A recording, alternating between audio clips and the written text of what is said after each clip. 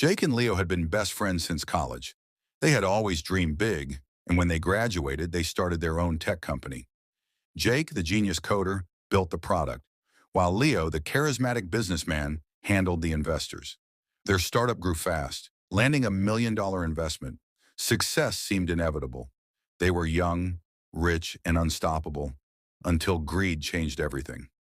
One evening, Jake walked into their office only to find his access revoked. Confused, he called Leo, who ignored his calls. A few hours later, security escorted him out. Then came the bombshell. Jake was accused of embezzling company funds. The board, influenced by Leo, forced him out. His name was ruined, his shares frozen, and his life fell apart overnight.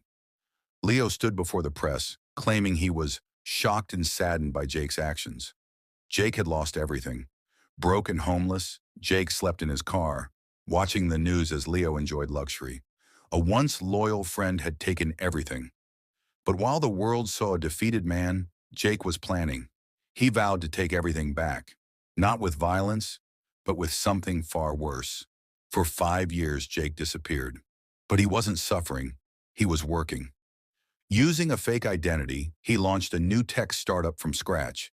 He hired the best engineers, built groundbreaking AI software, and slowly climbed back up. While Leo partied, thinking he had won, Jake became more powerful than ever. One day, Jake's company, under its new identity, secretly acquired controlling shares of Leo's company. Leo didn't notice. He was too busy celebrating another successful year. But the takeover was already complete. The moment had arrived. Leo sat in his glass-walled office, sipping expensive whiskey, when a letter was placed on his desk. "You work for me now?" Confused, Leo laughed, until Jake walked in. Leo's face turned pale. Jake sat across from him and slid a document forward, the new ownership papers. Leo had just lost his own company to the man he betrayed. Jake didn't fire Leo. No, that would be too easy. Instead, he demoted him to a regular employee, forcing him to work under the very people he once commanded.